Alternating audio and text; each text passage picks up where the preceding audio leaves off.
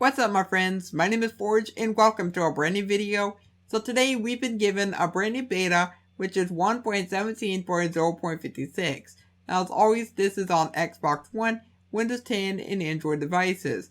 And so in today's video we are going to go over all the main features, but we're not going to go over any of the bug fixes because I don't want to bore any of you with that. So if you do want to read about any of the bug fixes, I will leave a link down below.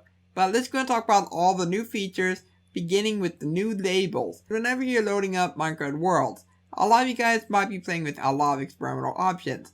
But the thing is, whenever you turn on those options, you don't know if that world has experimental options on or if that world does not.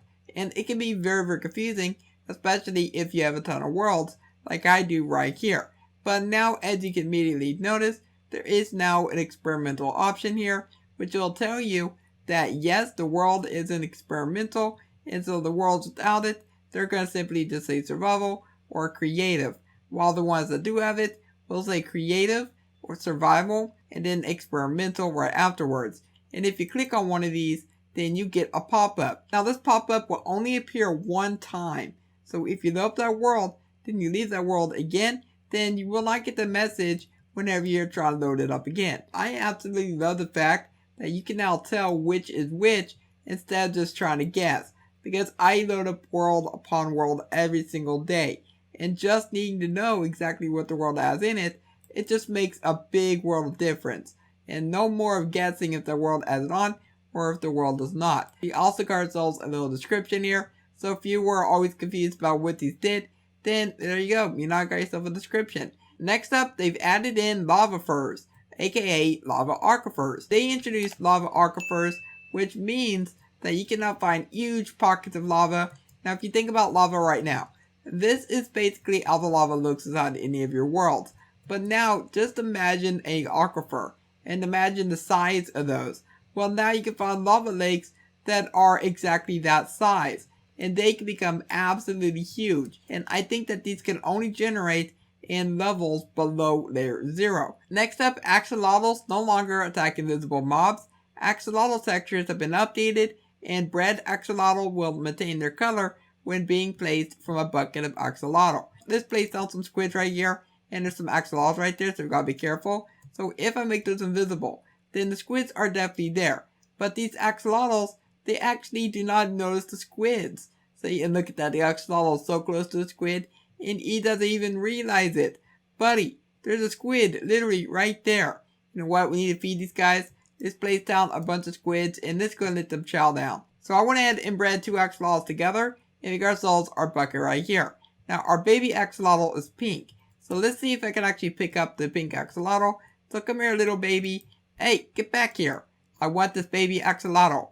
There we go. So now we should have ourselves the pink axolotl. Yeah, there we go. So now it says bucket of baby leucistic or leucistic. Don't know how to pronounce that. And it says axolotl. So that is the precise name of the kind of axolotl that we have. So I'll place it down, and then there's all the baby axolotls. So finally, this is something that a lot of people have been requesting, and I am so glad that they have finally introduced that. You know what, brown axolotl? I'm gonna go ahead and save you. Why can't I right click you? I hate this bug so much. I can't even pick them up. Yeah, you guys seen this? This is a very annoying bug. But hey, at least it's gonna make it down there anyways. Look at it. I have no idea what was going on there, but I literally couldn't pick them up. And that's it for everything about axolotls. Next up, there's now a tooltip on a controller when using a spyglass. Amethyst buds and cluster breaking animation, they no longer float in the air. They align the end-to-end rendering of amethyst bud items from Java Edition, and amethyst geodes, they were made slightly rarer. Bone milling azalea and flowering azalea that now quickly turn into a tree and placed on moss blocks. Deep slate top and bottom textures, they are now isotropic. In other words, the textures are rotated. And this is something I really don't like, because it makes things look super messy. Like for example, if I come inside here and I grow myself some obsidian, the obsidian texture is pretty great. But however, whenever you start placing them down, the textures will start to rotate, and I do not like that at all. So now if I fly up, you see how messy that makes the obsidian? The obsidian does not look very good when all the textures are being rotated. But however, this will only apply for the deep state on the top and bottom textures. You can now pick block a small drip leaf, and there we go, we got ourselves a small drip leaf. And when bone milling a small drip leaf, the resulting big drip leaf will be at least 2 blocks tall. So look at that, look how tall that one is. But the minimum length they can be is 2, but they can be a lot higher than 2. Mobs can once again pathfind around pointed dripstone. Using a pick block on a glow squid in creative will now give a glow squid spawn egg.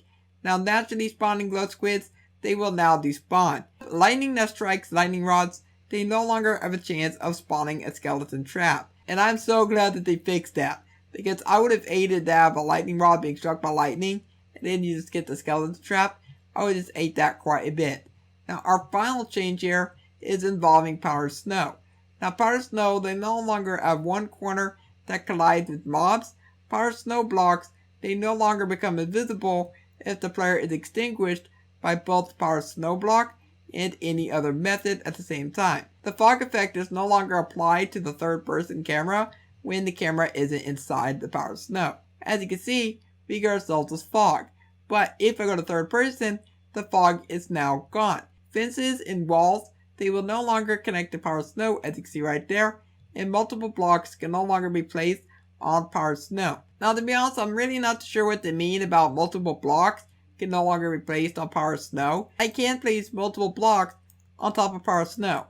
So if anybody knows what that means, then please do let me know, because I'm just completely lost on words for that one. Then textures, they're also now isotropic for the powdered snow as well. So the texture is now going to be rotated as well, just like the deep slate. But with that one being said, that is it for all the main features that we have in this week's beta of 1.17.0.56. Now down below in the comments, I do want you to tell me what you think of this week's beta. And if you enjoyed this video, then please let me know by leaving a like on it and subscribe if you're new around here. And remember to turn on notifications so you don't miss any videos like this in the future. And for now, I hope you have a logical day, and I'll catch you next time. Goodbye.